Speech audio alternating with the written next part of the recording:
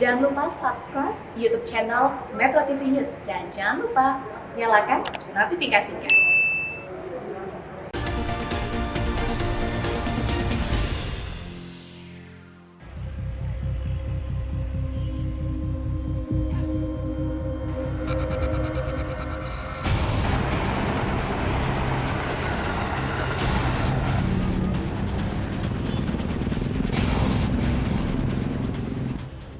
Persoalan perlintasan sebidang liar maupun resmi tak berpalang menjadi masalah serius yang harus segera ditangani.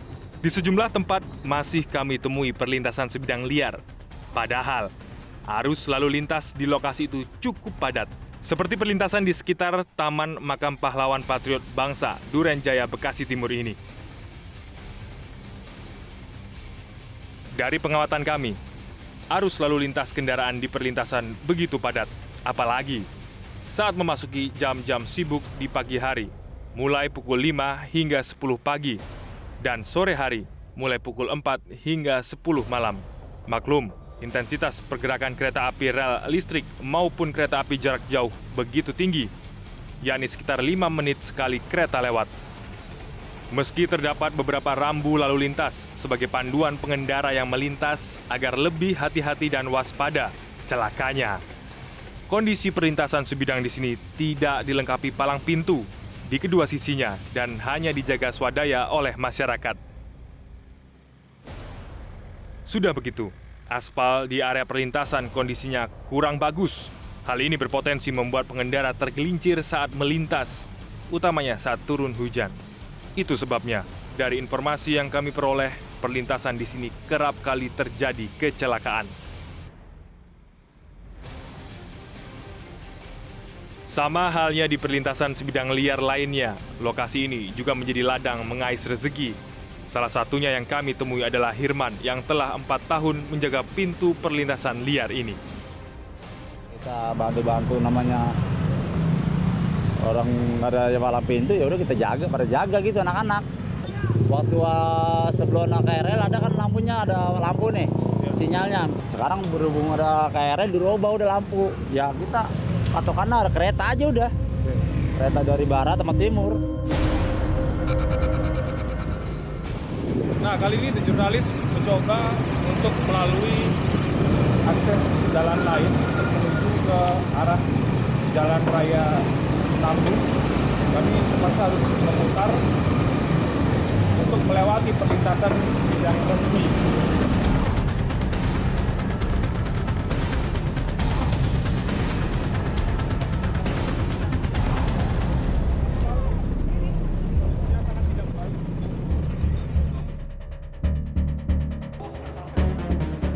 Saat ditemui The Jurnalis, di sela-sela kesibukannya, penjabat Bupati Bekasi, Dani Ramdan, menyebut jika persoalan perlintasan kereta api sebidang liar di wilayahnya merupakan tanggung jawab PT Kereta Api dan Kementerian Perhubungan.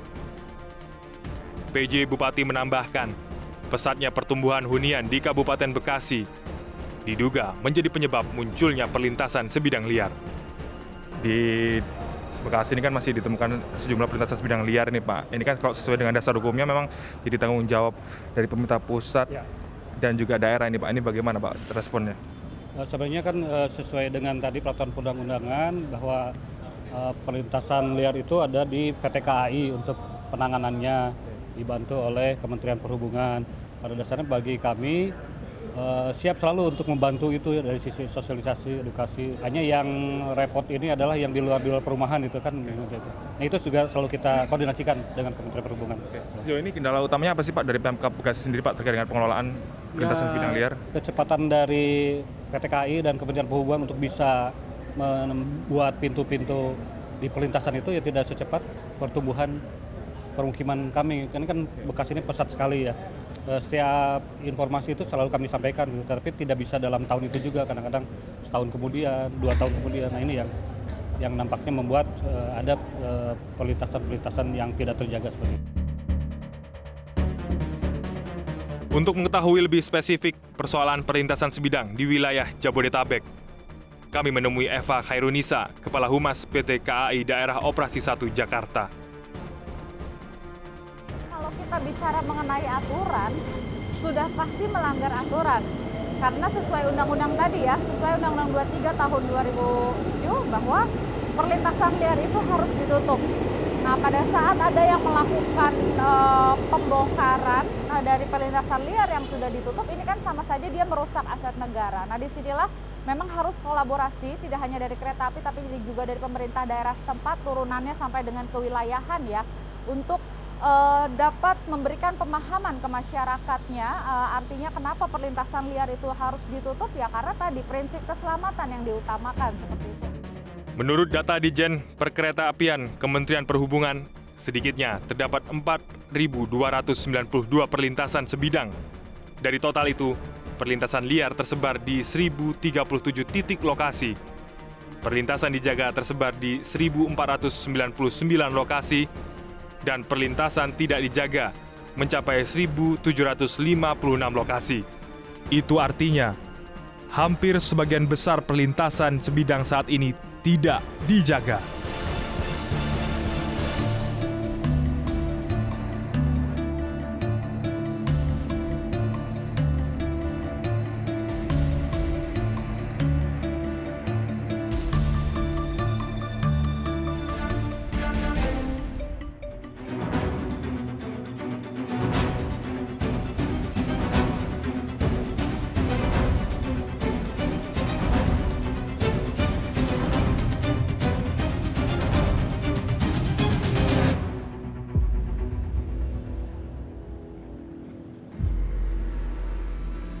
Nah, Wid, ini kita udah ada di Cimindi, Cimahi, Jawa Barat. Ini ada perlintasan sebidang yang cukup fenomenal karena ada beberapa warga atau pengendara yang nekat menerobos perlintasan kereta di sini. Perlintasan ini sering memakan korban, yang itu artinya banyak pengendara yang sering tergelincir nih karena kondisi lintasan yang basah karena hujan.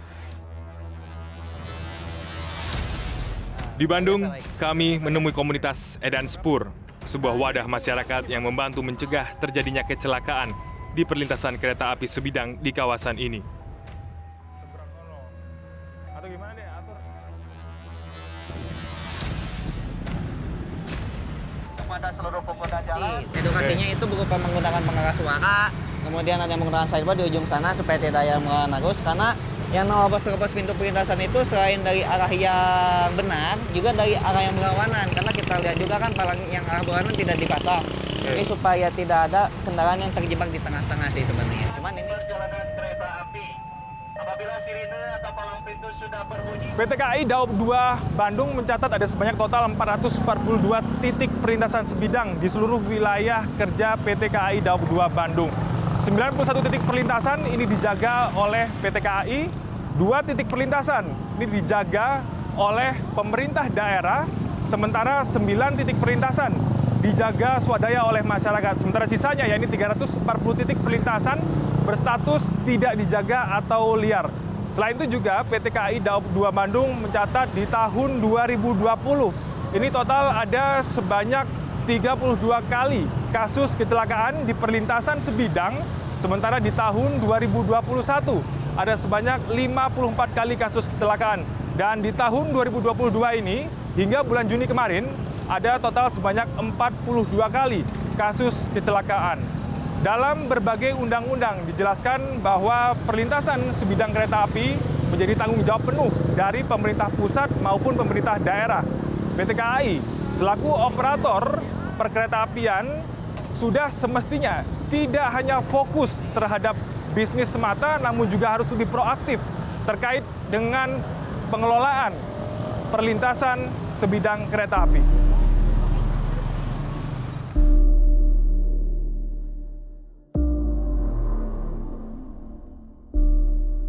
Bahkan PT Kereta Api mencatat sepanjang tahun ini saja sedikitnya terdapat 20 kasus kecelakaan di perlintasan yang dijaga, sementara di perlintasan tidak dijaga angkanya mencapai 115 kasus.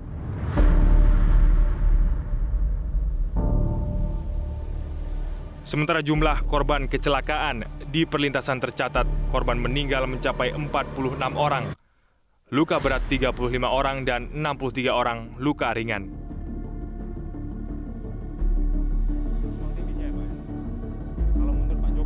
Joko Setiowarno, Ketua Bidang Advokasi dan Kemasyarakatan Masyarakat Transportasi Indonesia, mengungkap permasalahan perlintasan sebidang sudah semestinya mendapat perhatian serius dari instansi terkait.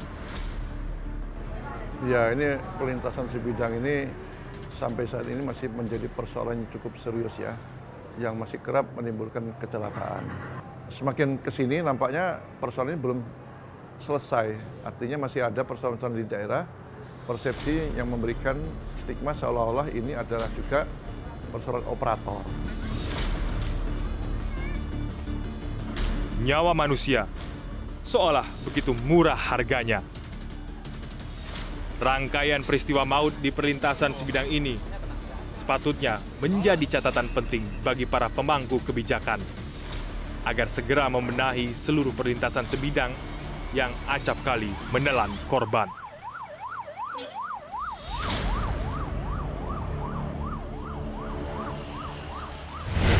Pemda mestinya menyediakan akses bagi masyarakat yang menjamin keselamatan masyarakat.